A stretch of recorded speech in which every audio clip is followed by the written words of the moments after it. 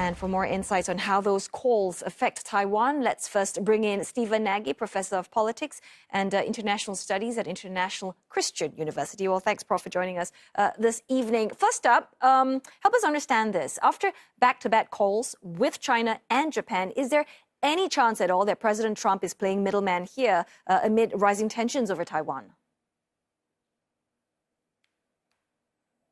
Well, I think it's a real mix between being the Pied Piper, playing his flute and making his allies and adversary dance, and quite frankly, being a middleman. I think it's in his interest for the friction between Japan and China to settle, for China to be able to come to a trade agreement with the United States, and he desperately wants that trade agreement, but he also wants China to help end the war in Ukraine that's being prosecuted by China. So he has a lot on his plate, and he may be using Japan and China against each other to try and, again, pull China into some kind of agreement where they do much more for the U.S. And to, again, push that end to the war. So it's complicated, and Trump's track record is more a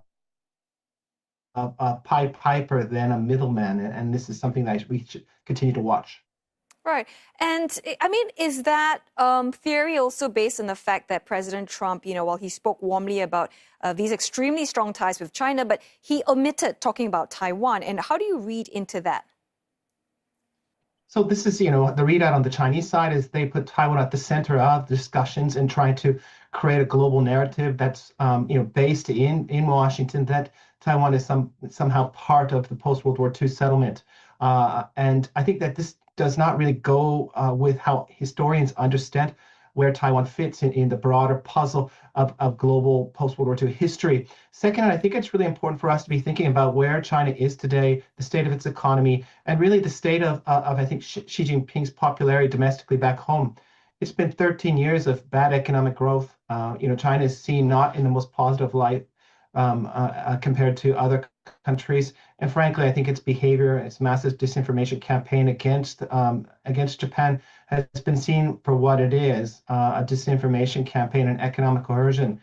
For ordinary Chinese, it's tough. And I think Xi Jinping is using the Taiwan card, speaking directly to President Trump to demonstrate that he's fighting for China's core interests in a way to kind of consolidate his legitimacy and regain his authority back home after really, again, 13 really hard years on ordinary Chinese people. Now, let's pick up on Japan here. I mean, Prime Minister Takaichi, she's positioned Japan as a strong supporter of Taiwan security, even as Beijing, we see them pushing back hard. So how do you see her growing rapport, or at least that's what it appears to be, with President Trump affect Japan's balancing act between China and the U.S.? So, what she said very clearly is that if there was some kind of forced reunification with Taiwan, it would affect Japan's interests and they'd have to defend themselves. That's what she said. This is not brain surgery. Actually, I think many countries in the region completely agree with this. What she wants to do is, and she called to Trump to, say that our alliance is stronger than ever, that we have shared interests in the region. And what happens to Taiwan matters not just to Japan and to the broader region. And again, Japan is someone that countries trust. Even Prime Minister of Singapore, Lawrence Wong, mentioned that in his speech, that it's the most trusted country in the region. It's not a militarist country. And Takaichi wants to make sure that the United States and other countries also are really in line with Prime Minister Wong's remarks about Japan and the Japanese people in the post-World War II period. And then we've got Ambassador George Glass. He did reaffirm U.S. support for Japan, he said, in the face of Chinese coercion. How credible is that assurance, though? When Washington's top leadership, they seem focused on trade rather than security.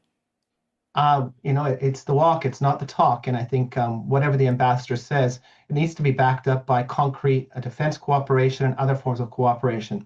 With that, despite the unorthodox policies of the Trump administration since he's came back into power in 2025 January, what we've seen is actually the U.S.-Japan alliance, I think, strengthen, and particularly since his visit to Japan last month, Japan and the United States signed a rare earth deal.